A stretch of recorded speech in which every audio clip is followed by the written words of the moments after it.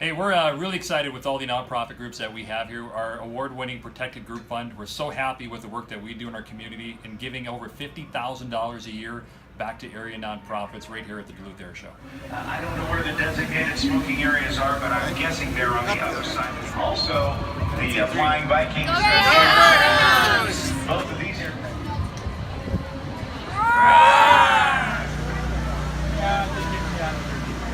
Monica Williams.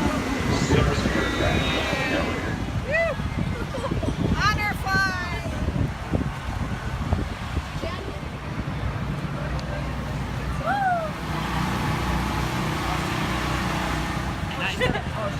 Take him. Oh!